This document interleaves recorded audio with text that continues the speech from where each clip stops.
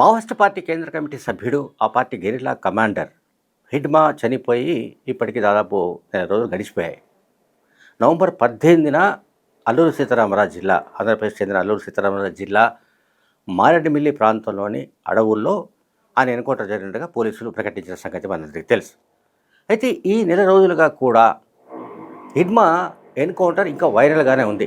అంటే హిడ్మా ఎన్కౌంటర్ ఎట్లా జరిగిందనో, లేకపోతే హిడ్మా ఎన్కౌంటర్కు ముందు ఏం జరిగిందనో, అట్లాగే హిడ్మా ఎన్కౌంటర్కు సంబంధించి అనేక ఊహాగానాలు, అనేక రకాల ప్రచారం ఇవన్నీ కూడా సోషల్ మీడియాలో పెద్ద ఎత్తున వైరల్ సాగుతున్నాయి. అయితే ఛత్తీస్గఢ్కు చెందిన ఒక హిందీ యూట్యూబ్ ఛానల్కు ఒక ఆదివాసీ ఒక వాంగ్మూలం ఇచ్చాడు. అయితే ఆదివాసీ తన పేరు బయటపెట్టడానికి ఇష్టపడలేదు, అట్లాగే తన ముఖాన్ని చూపెట్టడానికి కూడా అతను ఇష్టపడలేదు. కానీ అతను చాలా విషయాలు ఈ యూట్యూబ్ ఛానల్తో పంచుకున్నాడు. అందులో చాలా సెన్సేషన్ ఇష్యూ ఏంటంటే, హిడ్మా హిడ్మా తల్లిని నవంబర్ 11న అక్కడి హోంమంత్రి, ఛత్తీస్గఢ్ హోంమంత్రి విజయ్ శర్మ కలిశాడు. పువ్వర్తి గ్రామానికి వెళ్ళి, అంటే హిడ్మా స్వగ్రామానికి వెళ్ళి ఆయన తల్లిని కలిశాడు. ఆయన తల్లితో మాట్లాడాడు, ఆమెను రిక్వెస్ట్ చేశాడు. ఆమె కొడుకు హిడ్మాను జనజీవన స్రవంతిలోకి కలవవలసిందిగా అప్పీల్ చేయాలని కోరాడు. ఆ గ్రామంలో ఆయనతో పాటుగా మరి కొంతమంది పోలీసు ఉన్నతాధికారులు కూడా ఆయనతో పాటు వచ్చారు. ఇది నవంబర్ 11న జరిగింది. ఆ తర్వాత హిడ్మా తల్లి అతన్ని కొడుకును కలుసుకోవడానికి ప్రయత్నించింది. సరే, పువ్వర్తి కావచ్చు అండ్ చుట్టుపక్కల ప్రాంతాలన్నీ కూడా మావోయిస్టు కార్యకలాపాలు ఉన్న ప్రాంతం, మావోయిస్టుల సానుభూతి పరులు ఉన్న ప్రాంతం అండ్ మావోయిస్టు పార్టీకి రకరకాలుగా సహకరించే ప్రాంతాలు కనుక ఆమె ప్రయత్నం ఫలించింది. ఆమె హిడ్మాను కలుసుకోగలిగింది. హిడ్మా తల్లితో మాట్లాడాడు. తల్లి అతనికి నచ్చజెప్పింది. కేంద్ర హోంమంత్రి విజయ్ శర్మ ఇంటికి వచ్చిన విషయం, అట్లాగే ఆయన చెప్పిన విషయం, లొంగిపోయి జనజీవన స్రవంతిలోకి వస్తే మాలాగానే సాధారణ జీవితం గడపవచ్చు, ఎందుకు ఈ కష్టాలు, ఈ అడవుల్లో ఏమిటి అని ఆమె చాలా రకాలుగా చెప్పింది. కానీ హిడ్మా ఒప్పుకోలేదు.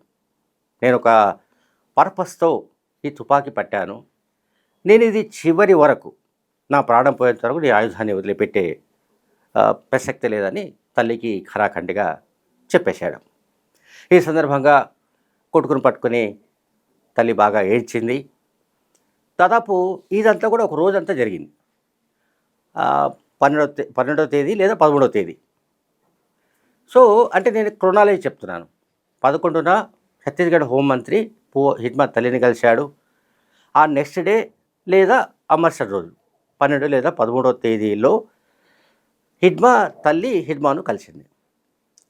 హిడ్మా తల్లి హిడ్మాను కలిసినప్పుడు దాదాపు ఒక 200 మందికి పైగా మావోయిస్టు గెరిల్లాలు ఆయనతో పాటు ఉన్నారు. అంటే ఆ బెటాలియన్ ఉంది. అట్లాగే హిడ్మాతో పాటు ఆయన భార్య రాజే అలియాస్ రాజక్క అని కూడా అంటారు, రాజే కూడా ఉంది. తల్లిని మళ్ళీ వెనక్కి పంపించేశారు పువ్వర్తి గ్రామానికి. ఆ తర్వాత హిడ్మా తన సహచరులతో మాట్లాడాడు అండ్ అంటే లొంగిపోవడానికి సంబంధించి. అట్లాగే ఆయన భార్య రాజే కూడా హిడ్మా తల్లిలాగానే మనం ఇప్పుడున్న పరిస్థితుల్లో సాయుధపడడం కొనసాగించలేమేమో, ఇలాగే మనం చనిపోయే అవకాశాలు ఉంటాయేమో, ఎన్కౌంటర్ గురవుతాయేమో, ఇప్పటికీ చాలామంది చనిపోయారు. పార్టీ కార్యదర్శి బసవరాజు కూడా ఎన్కౌంటర్ చనిపోయాడు. చాలామంది లొంగిపోతున్నారు. ఈ దశలో మనం కూడా లొంగిపోతే ఎట్లా ఉంటుందని ఆమె భర్తను కొంత కన్విన్స్ చేయడానికి ప్రయత్నించినట్లు తెలుస్తుంది. కానీ అతను ఒప్పుకోలేదు. హిడ్మా ఒప్పుకోలేదు. హిడ్మా సాయుధ పోరాటం కొనసాగించడానికే సిద్ధపడ్డాడు. తర్వాత 14వ తేదీన, నవంబర్ 14వ తేదీన హఠాత్తుగా ఆయన అస్వస్థ గురయ్యాడు.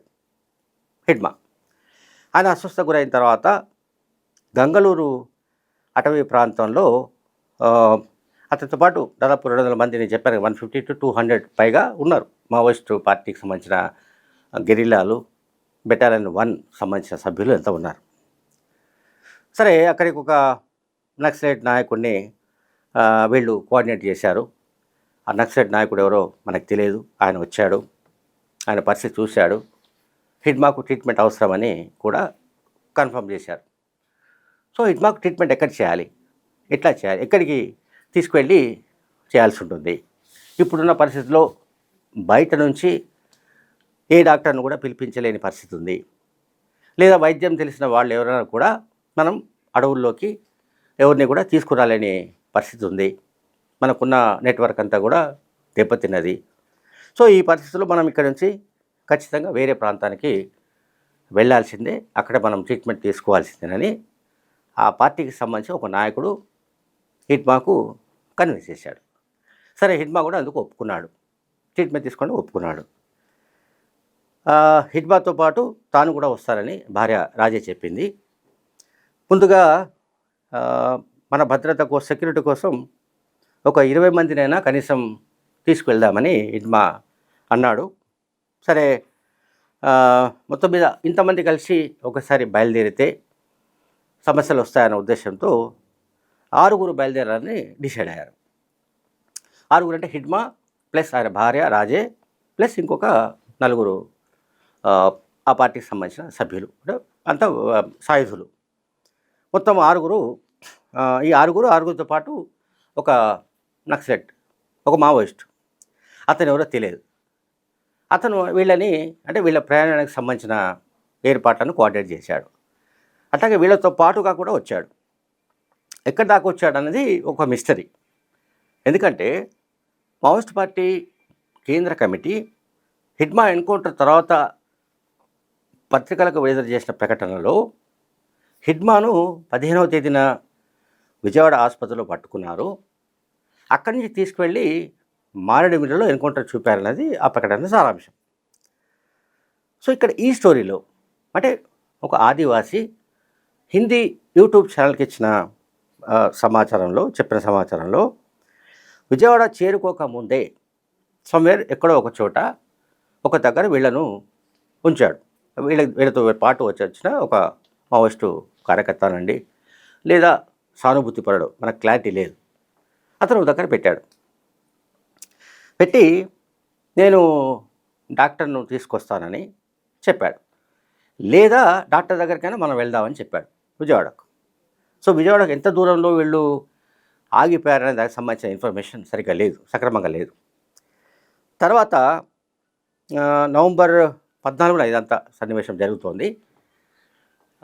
నవంబర్ 14 రాత్రి ఆల్మోస్ట్ లేట్ నైట్ వరకు విజయవాడకు సమీపంలో చేరుకున్నట్టుగా తెలుస్తుంది అతను చెప్తున్న కథనం ప్రకారం, ఆ గ్రామీణుడు ఆ ఆదివాసి చెప్పిన ప్రకారం.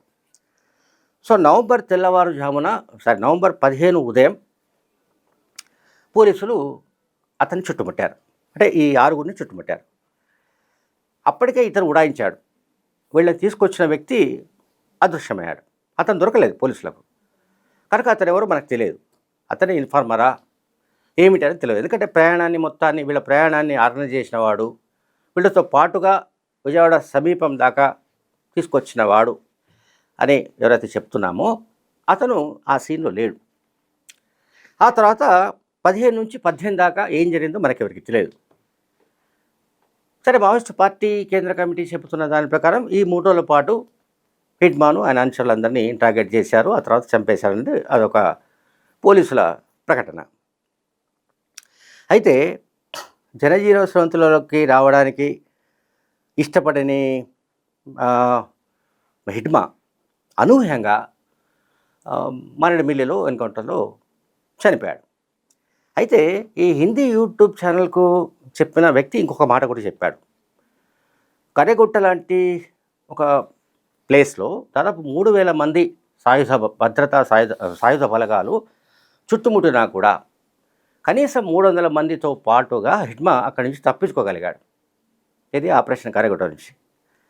అటువంటిది ఇట్లా ఈ రకంగా 6 పాటుగా ఒక ఎన్కౌంటర్లో చనిపోవడం అన్నది ఇది ఒక మిస్టరీ అని ఆ ఆదివాసి చెప్పినట్లుగా ఆ హిందీ యూట్యూబ్ ఛానల్ ప్రసారం చేసింది.